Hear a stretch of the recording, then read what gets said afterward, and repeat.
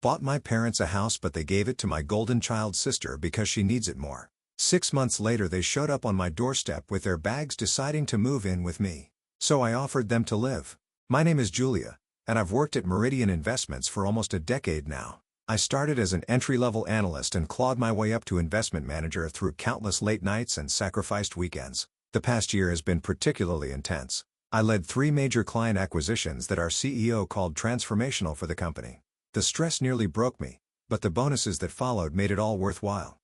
Last Thursday, I was reviewing my accounts when I realized something that stopped me mid-sip of my morning coffee. Between my regular salary and these recent bonuses, I had accumulated enough money to do something I'd dreamed about for years: buy my parents a proper house. Mom and Dad have lived in the same dilapidated 2-bedroom on Cedar Street for over 30 years.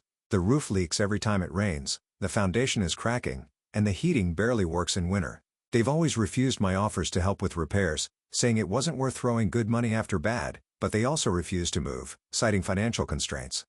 I called my realtor friend, Diane, immediately. "I need a house," I said without preamble when she answered. "Well, hello to you too, Julia." She left. "Tired of that downtown apartment already?" "Not for me, for my parents. Something small but solid, in a safe neighborhood. Walking distance to groceries and medical facilities. And with a good-sized yard for Mom's gardening. Dad's arthritis is getting worse, so minimal stairs would be ideal."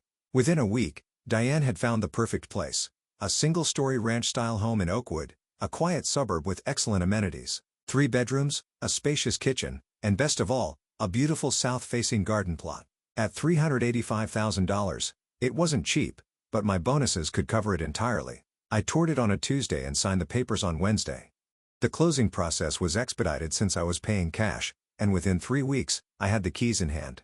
I hadn't told my parents anything. I wanted it to be a complete surprise. That Saturday, I drove to my parents' place for our regular family dinner. My sister Anna would be there with her husband Mike and their 5-year-old daughter Lily. Anna is 2 years younger than me, and we've never been particularly close. Where I'm practical and focused, Anna is emotional and impulsive. She's bounced between jobs and apartments for years, never quite finding her footing. Mom greeted me at the door with her usual tight hug. "Julia, you're early for once. Come help me finish the potatoes." The house smelled of pot roast and cinnamon, comfort scents from my childhood that always made me feel at home despite the peeling wallpaper and sagging ceiling. Dad was in his recliner, watching baseball and rubbing his knees absently. "There's my big shot," he said with a wink. "How's the investment world treating you?" "Can't complain," I replied, kissing his cheek. "How's retirement?" "Boring as hell," he grinned. "Your mother keeps threatening to give me a honey-do list a mile long, but there's not much point fixing up this old dump." The doorbell rang, announcing Anna's arrival. Lily burst in first, launching herself at my legs. Mike nodded to me, already making his way to the kitchen to grab a beer. Anna gave me a quick, perfunctory hug. "Nice blouse," she said. "Expensive?" "Just picked it up during a sale," I lied. There was no point telling her it was Burberry. Dinner was the usual affair. Mom's cooking, Dad's stories about neighborhood gossip, and Anna talking about her latest job prospect that was definitely going to work out this time. I sat quietly, the envelope with the house documents burning a hole in my purse. As Mom started clearing plates, I stood up. "I have something for you all," I said. "Well, for Mom and Dad specifically." Anna looked up sharply. "What is it?" I pulled out the envelope and handed it to my father. "Open it." He fumbled with the clasp, eventually extracting the papers. Mom leaned over his shoulder, her brow furrowed. "What is this?" Dad asked, confusion evident. "It's a house," I said simply. "Your house, if you want it. Fully paid for, no mortgage. It's in Oakwood, near the shopping center and the medical plaza. 3 bedrooms, all on 1 level. And, Mom, there's a garden that gets perfect southern exposure." The silence was deafening. Mom's hand flew to her mouth, and Dad just stared at the papers. "I don't understand," Mom finally whispered. "You bought us a house?" "Yes," I nodded. "You deserve a nice place for your retirement. Somewhere safe and comfortable that won't fall down around your ears." I pulled out my phone, showing them pictures of each room, ending with the garden. Mom started to cry, and Dad wasn't far behind. They both stood and enveloped me in a hug that nearly knocked me over. Over their shoulders, I could see Anna's face. Her smile seemed forced, her eyes hard. Mike was staring at his beer, clearly uncomfortable. "Wow, Julia," Anna finally said. "That's really something." "Congratulations, Mom and Dad." But the congratulations sounded hollow, and her smile never reached her eyes. The next day, I picked up my parents early in the morning to show them their new home. Dad was uncharacteristically quiet during the drive, but Mom couldn't stop talking. "I still can't believe this is real," she said for the 10th time. "Our own house. And in Oakwood, of all places. Janet from my book club lives there, and she's always bragging about how nice it is." When we pulled into the driveway, Mom gasped. The house wasn't large or fancy by any means, but compared to their old place, it was a palace. Red brick with white trim, a covered porch with enough space for 2 rocking chairs, and a neatly trimmed lawn. "This is ours?" Dad asked, his voice small. I nodded, handing him the keys. "All yours. Want to do the honors?" His hand trembled slightly as he unlocked the front door. The entryway opened into a bright living room with large windows that flooded the space with morning light. I'd had the real estate company stager leave some basic furniture so it wouldn't feel empty. "Oh?" Mom exclaimed, rushing forward. She ran her hand over the kitchen countertop, opened and closed cabinets, tested the faucet. "Look at all this counter space. And a dishwasher." Dad slowly made his way through each room, touching walls and door frames as if confirming they were real. When he reached the backyard, he stood for a long moment staring at the garden plot. Mom joined us, already talking a mile a minute. "I'll put cucumbers along that fence, and maybe some zucchini over there. And flowers, dahlias and marigolds to keep the bugs away from the vegetables. And right there, we could set up a little table and chairs for morning coffee." We spent the next hour going through every room, with Mom pointing out where each piece of their furniture would go, and which wall she wanted to paint. Dad was mostly concerned with the water heater and furnace, checking them thoroughly and nodding with approval. "This is quality stuff," he said. "Not like the junk we've been dealing with." "So when can we move in?" Mom asked eagerly. "Whenever you want," I told her. "The utilities are already turned on and in your names. I paid the first year of property taxes too." A week later, I took a rare day off work to help with moving day. I'd hired professional movers, of course, but I wanted to be there for support. Dad hated accepting help almost as much as he hated change, and I anticipated some grumbling. The movers arrived at 8 a.m. sharp, and by noon, most of my parents' belongings were packed and loaded. There wasn't much worth salvaging. Their old furniture was mostly worn out, and many of their appliances barely functioned. Still, they insisted on bringing everything. By late afternoon, we were at the new house, directing the movers where to place furniture. Mom seemed energized by the whole process, darting from room to room with instructions and ideas. Dad, on the other hand, looked overwhelmed. I found him sitting on the front porch steps, staring at the moving truck. "You okay?" I asked, sitting beside him. "Just taking a breather," he replied. "Lot of changes today." "Good changes though, right?" He nodded slowly. "Good changes, just a lot of them." He patted my hand. "I'm proud of you, Julia. You've done well for yourself. Better than I ever did." That night, after the movers had left and we'd ordered pizza because no one had the energy to cook, I helped Mom make up the beds while Dad fiddled with the TV setup. "What are you going to do with the old house?" I asked. Mom sighed, tucking in hospital corners with practiced efficiency. "Put it up for sale, I suppose. Not that anyone will want it except for the land. That part of town has gone downhill." "You might be surprised," I said, though I doubted it. Their old neighborhood had high crime rates and few amenities. "Whatever you get for it will be a nice little nest egg." "We'll need it," Mom said pragmatically. "Property taxes and insurance will be higher here, even with you covering the first year." Over the next few months, I threw myself back into work. A new client had approached Meridian with a complex portfolio that needed restructuring, and I was determined to land the account. Between late meetings and weekend strategy sessions, I only managed to call my parents once a week and visit maybe twice a month. Each time I visited, the house looked more and more like a home.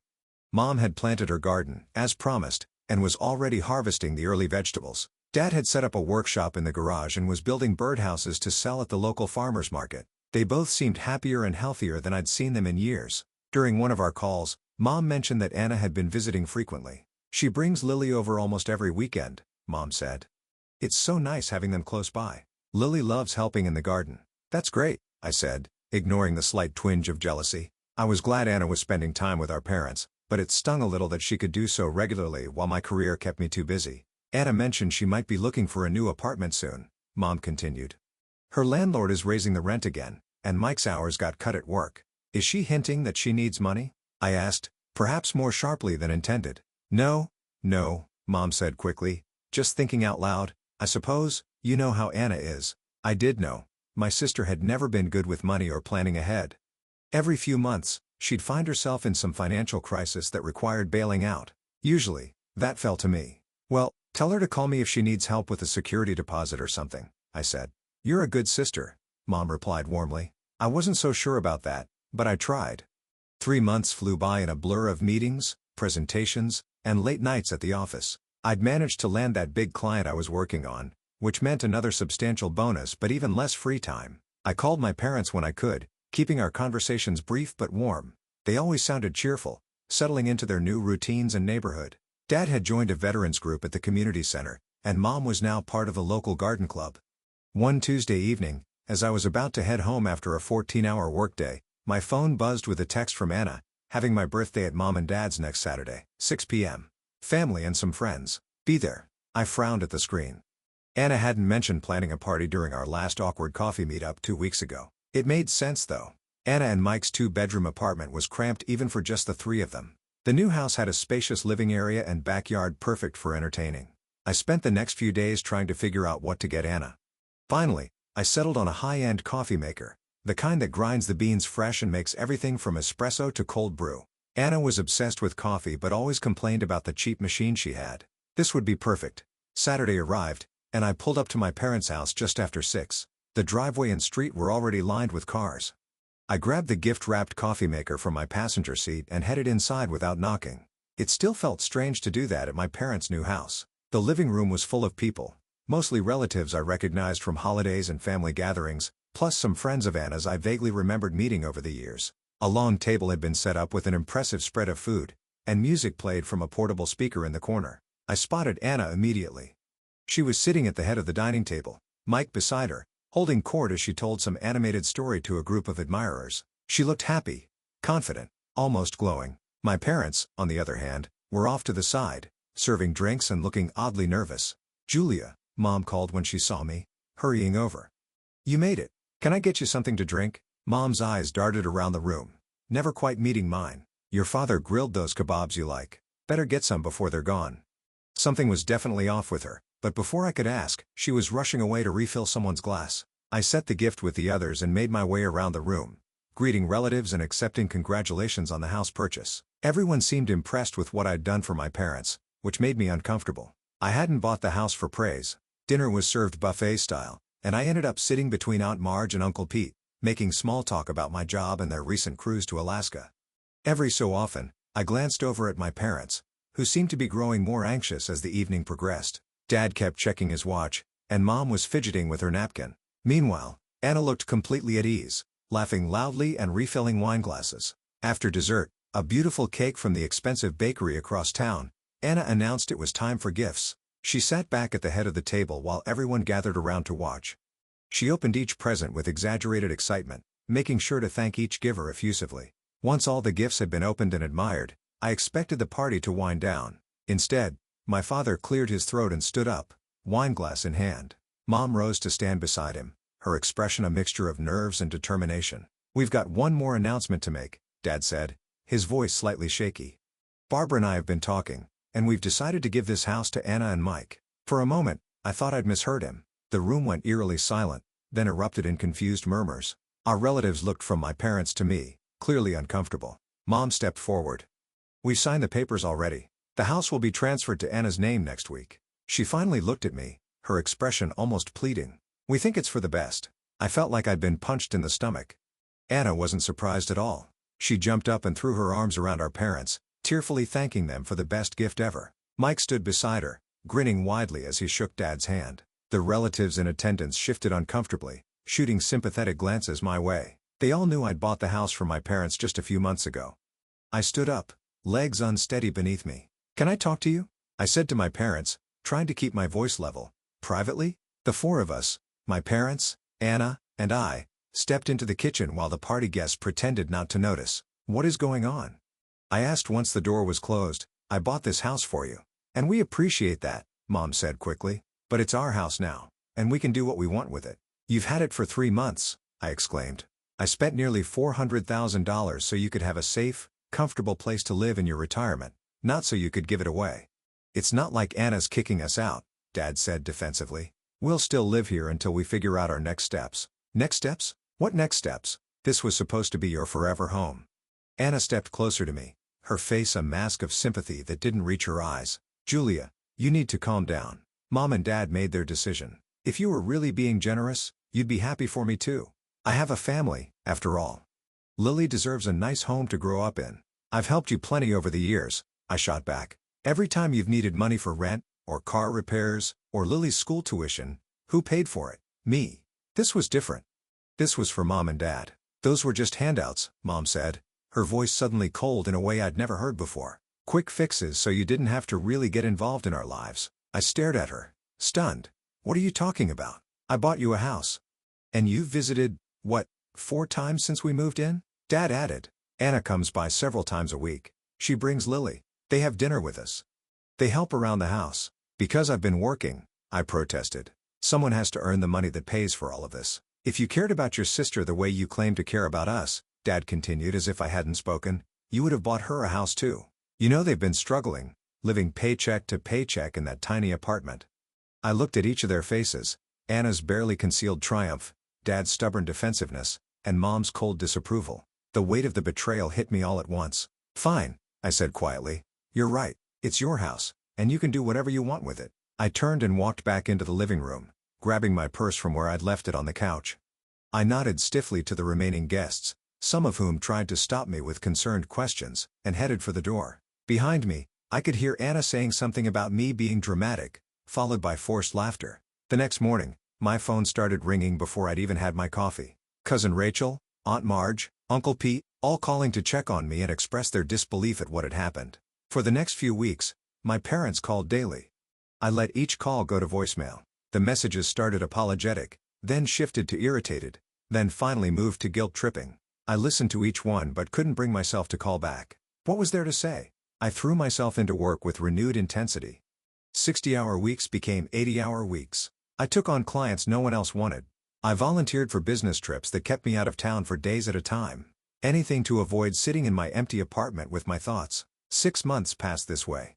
Fall turned to winter. I declined the usual invitation to Thanksgiving at my parents' house, or Anna's house, I supposed. I made plans to spend Christmas in Bali, alone.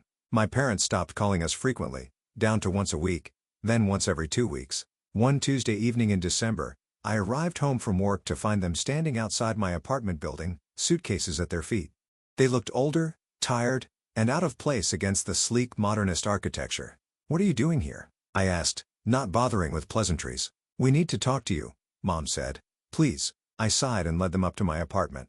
They exchanged glances before Mom spoke. We were hoping we could stay with you for a while, just until we find our own place. I stared at them, incredulous. Are you serious? We had to leave the house, Dad explained, not meeting my eyes. Anna and Mike wanted to renovate, and there wasn't room for all of us with construction going on.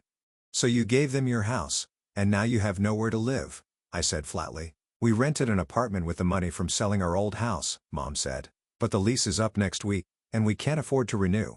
Your father took a part-time job at the hardware store, but it doesn't pay much. No, I said simply. What do you mean, no? Dad demanded. I mean no, you can't stay here. I bought you a perfectly good house to live in, and you gave it away. That's not my problem to solve. Mom's face crumpled. How can you be so heartless? After everything we've done for you. What exactly have you done for me lately? I asked. Besides throw my gift back in my face and accuse me of not being generous enough? You're being cruel, Mom said, tears filling her eyes. I'm being realistic, I countered. I already solved your housing problem once. It cost me hundreds of thousands of dollars and earned me nothing but criticism and ingratitude. I'm not doing it again. Then where are we supposed to go? Dad asked. How about Anna's house? The one that used to be yours? The one I bought for you? Surely your favorite daughter can make room for her beloved parents. They looked at each other uneasily. Anna says there's no space with the renovations, Mom murmured. Then that's between you and Anna. It's not my problem. I walked to the door and held it open. They stood there for a long moment, staring at me in disbelief, before finally gathering their suitcases and walking out without another word. After they left, I called Anna. She answered on the 4th ring, her voice wary. Mom and Dad just showed up at my apartment expecting to move in with me, I said without preamble. They said you kicked them out because of renovations. She laughed dismissively. I wouldn't say kicked out. We're converting the guest room into a proper playroom for Lily. They could have stayed, but it would have been cramped. Besides, it's our house now. It was supposed to be their house, I reminded her. I bought it for them. Look, I don't need another lecture from you. They gave the house to us. End of story. If you're so concerned about where they live, why don't you let them stay with you? She hung up before I could respond. I blocked her number immediately after. The next day, My cousin Rachel called to tell me that my parents had moved into a small one-bedroom apartment in a less desirable part of town. Dad had taken on a second part-time job as a night security guard, and Mom was looking for work as a cashier. "They're telling everyone it's your fault," Rachel said, "that you cruelly turned them away in their time of need." "Let them say what they want," I replied. "I know the truth. For what it's worth, most of the family is on your side," she added. "We all saw what you did for them, and how they treated you. That was 6 months ago. I haven't spoken to my parents or Anna since. From what I hear through the family grapevine, they're struggling financially but still won't admit they made a mistake. Anna and Mike are enjoying their spacious home, my gift, while continuing to badmouth me to anyone who will listen. Sometimes I wonder if I should have handled things differently. If I should have seen the warning signs of my family's true nature earlier. If I should have been less generous or more forceful in my expectations. But ultimately, I know I did the right thing, both in buying the house initially and in refusing to be manipulated further. I was tired of sacrificing myself for people who couldn't even recognize the sacrifice. I've started saying no more often at work too. I've taken up painting classes on weekends and joined a hiking group. I'm dating someone new who values my time and my boundaries. This Christmas, I'm going to New Zealand instead of Bali, and I won't be alone.